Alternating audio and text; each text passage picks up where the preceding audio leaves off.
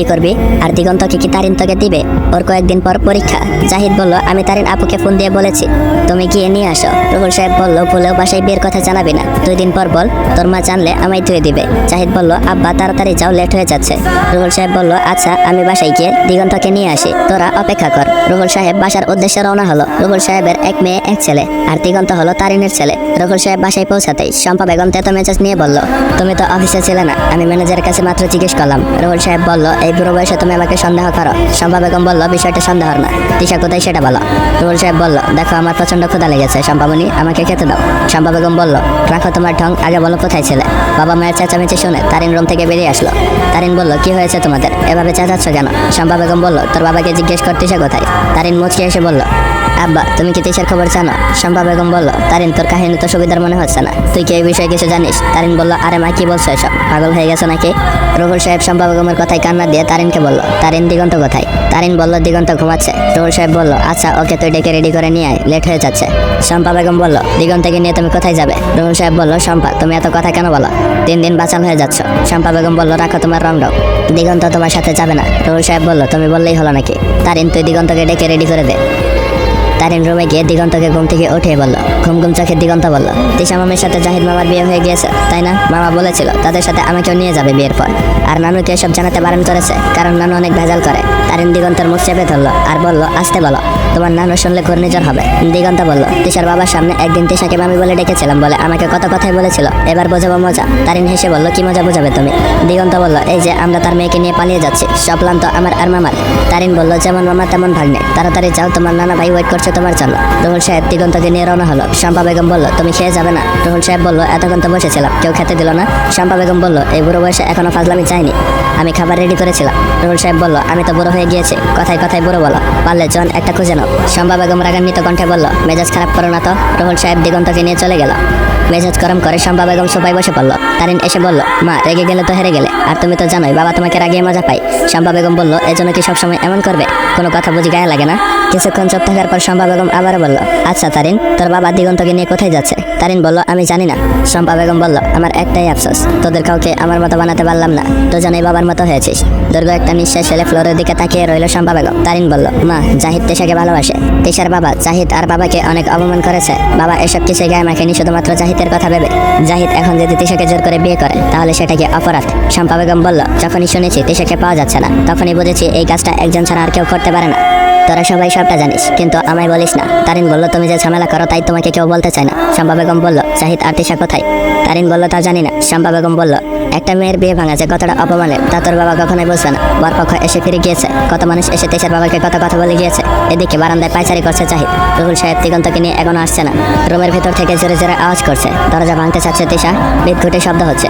জাহিদ জানালার কাছে গিয়ে বলল, তিশার দরজাটা তো ভেঙে যাবে, তিশা গেমে একাকার হয়ে গিয়েছে, চোখে মুখে রাগ স্পষ্ট বোঝা যাচ্ছে। রুমের ভেতর থেকে চেঁচিয়ে বলল, তিশা দরজা খুলুন। জাহিদ বলল, তোমার শ্বশুর দরজা খুলবে? এমন সময় জাহিদের ফোনে একটা কল আসলো। জাহিদ তাকিয়ে দেখে ওর মা ফোন করেছে। ফোন রিসিভ করতেই ওপাশ থেকে শম্পা বেগম বলল, তোর বাবা অ্যাক্সিডেন্ট করেছে, তাড়াতাড়ি হাসপাতালে আয়। বাবার অ্যাক্সিডেন্টের খবর পেয়ে জাহিদ আর স্থির থাকতে পারলো না। দরজা খুলে দিয়ে তিশাকে বলল, আব্বা অ্যাক্সিডেন্ট করেছে, চলো আমরা হাসপাতালে যাব, তুমি আমার সাথে আসো। তিশা ভেবে পাচ্ছে না সে এখন কি করবে। গায়ে এখনো বিয়ের সাজ, হাজার হোক অ্যাক্সিডেন্ট করেছে লোকটা, এখন পালিয়ে গেলে কেমন দেখায় ব্যাপারটা। হাসপাতালের উদ্দেশ্যে জাহিদের সাথে রওনা দিল তিশা। হাসপাতালে গিয়ে দেখে রুহুল সাহেব সাদা কাপড়ে আবৃত মোড়ানো। দিগন্তর তেমন কিছু হয়নি, শুধু হাত ভেঙে গিয়েছে। কেমন যেন ঘরের মধ্যে আছে জাহিদ, সবকিছু স্বপ্নে মনে হচ্ছে তার কাছে। মূর্তির মতো দাঁড়িয়ে আছে জাহিদ, এটা কি হয়ে গেল? কান্না করার শক্তিও পাচ্ছে না সে। রুমের সামনে দাঁড়িয়ে আছে জাহিদ, ভেতরে যাওয়ার সাহস পাচ্ছে না। রুহুল সাহেব মুখ থেকে সাদা কাপড় সরিয়ে বলল, জাহিদ ভয় পেয়েছিস? জাহিদ একদম বোকা হয়ে গেল, হাত করে রুহুল সাহেবের দিকে তাকিয়ে আছে, নিজের চোখকে বিশ্বাসই করতে পারছে না। তার মানে বাবা আমাকে ভয় দেখিয়েছে, লোকটা পারেও বটে, এমন কেউ করে? জাহিদ রুহুল সাহেবকে জড়িয়ে দিয়ে বলল, আব্বা তুমি এমন কেন করলে? তুমি তো জানো আমি তোমায় কতটা ভালোবাসি, তুমি আমার বাবা, তুমি আমার বেস্ট ফ্রেন্ড, তুমি আমার সব। রুহুল সাহেব জাহিদের কাঁধে হাত রেখে বলল, এগুলো সব দিগন্তর প্ল্যান। আর রাস্তায় আসার পথে গাড়ির সাথে ধাক্কা খেয়ে হাতে ব্যথা পেয়েছে ও, সামনে হাসপাতাল তাই ওকে নিয়ে আসলাম। তোর মায়ের কাছে ফোন দিয়ে বললো আমি নাকি অ্যাক্সিডেন্ট করেছি, তোর মা তো শুনে অজ্ঞান হয়ে গিয়েছে। তোর মা সকালে আমার সাথে খারাপ ব্যবহার করেছে তাই একটু ভয় দেখাতে চেয়েছি, কিন্তু তোর মা তোকে ফোন দেবে আমি জানতাম নাকি? এসব বলতে বলতে অট্ট হাসিতে ভেঙে পড়লো রুহুল সাহেব। জাহিদের চোখ ভিজে যাচ্ছে। রুহুল সাহেব বলল, আরে বাজান আমি তো ঠিক আছি, তুই তাড়াতাড়ি তিশাকে নিয়ে চলে যা। তিশার বাবা যদি কোনো প্রকারে জানতে পারে তাহলে কিন্তু ওকে এসে নিয়ে যাবে। তারিন বলল, তিশা কোথায়? জাহিদের এতক্ষণে হুঁশ ফিরল, আসলে তো তিশা কোথায়?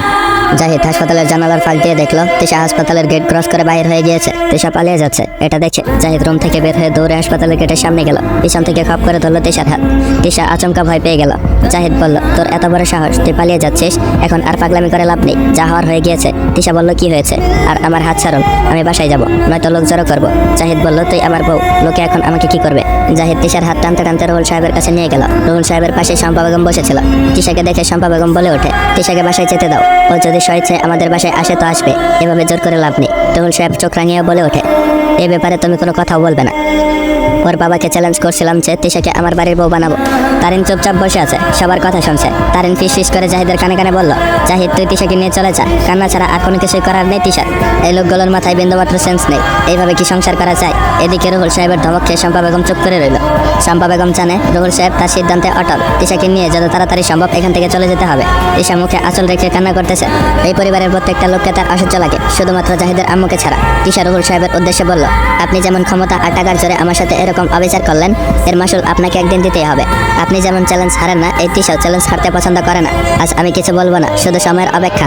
এর পরিণতি কতটা ভয়ঙ্কর হতে পারে সেটা আপনি ভাবতেও পারবেন না। তিশার কথা শুনে রুহুল সাহেব ব্রুকোজকে বলল, এত বড় বড় কথা বলতে নেই। জাহিদ বলল, তিশা তুমি ভুলে যাচ্ছ, তুমি আমার আব্বার সাথে কথা বলছো। তিশা চাপা রাগ নিয়ে চুপ করে রইল। এই মুহূর্তে কিছু বলে লাভ নেই, তাই চুপ করে থাকাই ভালো। তিশা চোখের জল মুছে একটা দীর্ঘশ্বাস ফেলল। রুহুল সাহেব বলল, তোমার শাশুড়িকে আমি এইভাবে তুলে নিয়ে এসে বিয়ে করেছিলাম, সেও খুব ছাড়া ছাড়া কথা বলেছিল, কয়েকদিন পরে সবকিছু ঠিক হয়ে যায়। শম্পা বেগম ধমক দিয়ে বলল, রাখো তোমার আজারের কথা। রুহুল সাহেব বলল, কেন লজ্জা পাচ্ছ? দিগন্ত মিটি মিটি হাসছে। রুহুল সাহেব বলল, নানা ভাই তুমি হাসছো কেন? দিগন্ত বলল, তোমাদের কাহিনী শুনে। তবে কি জানো নানা ভাই, একটা জিনিস ভালোই হয়েছে। শম্পা বেগম বলল, কি ভালো হয়েছে? দিগন্ত বলল, এই যে তিশা মামির সাজগোজ আর জুয়েলারি, সব খরচ ওনার বাপের, আমাদের কোনো খরচ লাগেনি। রুহুল সাহেব বলল, এই রুহুল সাহেব তার ছেলের বিয়েতে 50 লাখ টাকা খরচ করতে পারে। তিশার গা চলে যাচ্ছে। পরিবারের বুড়ো মানুষগুলো যেমন, বাচ্চাগুলো ঠিক তেমন। তিশা আর কান্না করছে না, কি যেন আনমনে ভাবছে। দিগন্ত বলল, জাহিদ মামা যা ভয় পেয়েছে না হাসপাতালে এসে। জাহিদ দিগন্তর কান টেনে বলল, চুপ কর হারামি। রুহুল সাহেব বলল, জাহিদ গাড়ি চলে এসেছে, এবার তোরা রওনা দে। শম্পা বেগম আবারও বলল, আমি আবারও বলছি মেয়েটাকে তার বাড়িতে ফিরিয়ে দিয়ে এসো, এবার তো বিয়ে হয়ে গিয়েছে। রুহুল সাহেব শম্পা বেগমের কথায় কোনো কান দিচ্ছে না। দিগন্ত বলল, আমিও যাবো জাহিদ মামার সাথে। তারিন বলল, না তোর হাতে ব্যথা আছে, তোর যেতে হবে না। দিগন্ত বলল, এইটুকু ব্যথায় আমার কিছু হবে না। জাহিদ তিশাকে টেনে গাড়ির কাছে নিয়ে যাচ্ছে। তিশা হাত ছাড়ানোর কোনো প্রকার চেষ্টা করছে না, মনে হচ্ছে নিজের ইচ্ছাতেই তিশা যাচ্ছে। তিশাকে গাড়িতে বসিয়ে জাহিদ চোখ বেঁধে দিল। তিশা ওদের কাণ্ড কারখানা দেখে রাগ না হয়ে অবাক হচ্ছে। পরিবারের প্রত্যেকটা মানুষকে তার কাছে এলিয়েন মনে হচ্ছে। তিশা কোনো রকম বাধা দিল না, মনের সুখে বসে আছে। দিগন্তও যাচ্ছে ওদের সাথে। এই দিগন্তকেও তিশার খুব বিরক্ত লাগে। কতটুকুই বা বয়স, মাত্র ক্লাস 4-এ পড়ে, তাও ঠিক নানার মতোই হয়েছে। মাঝে মধ্যে ওর নানা বাড়িতে বেড়াতে আসলে তিশার সাথে মাঝে মাঝে রাস্তায় দেখা হতো, আর দেখা হলে মামি মামি বলে তাকে অতিষ্ঠ করতো।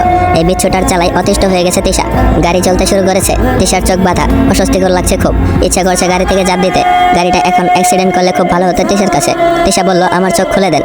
জাহিদ বলল, আগে জায়গা মতো চাই, তারপর চোখ খুলে দেবো বউ। বউ ডাক শুনে তিশার মেজাজটা আরো গরম হয়ে যাচ্ছে। জাহিদকে সহ্য করার মতো ক্ষমতা আল্লাহ যেন তিশাকে দেয়নি। জাহিদকে দেখলে তিশার মেজাজ গরম হয়ে যেত।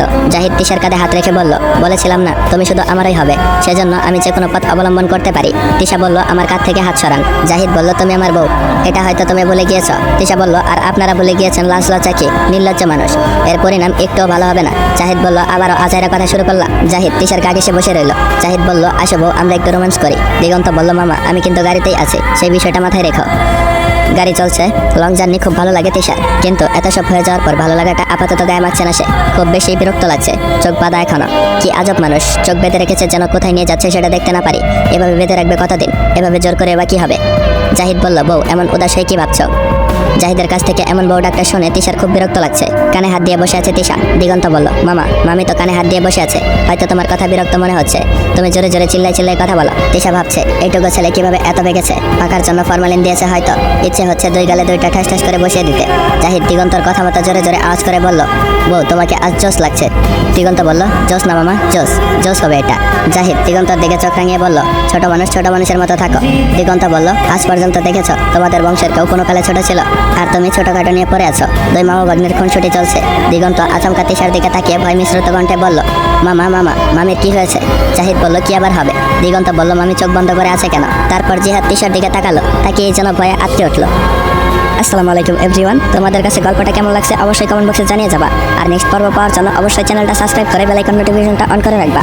আর পরবর্তী পর্ব আসা অবধি সবাই ভালো থাকবা, সুস্থ থাকবা। আল্লাহ হাফেজ।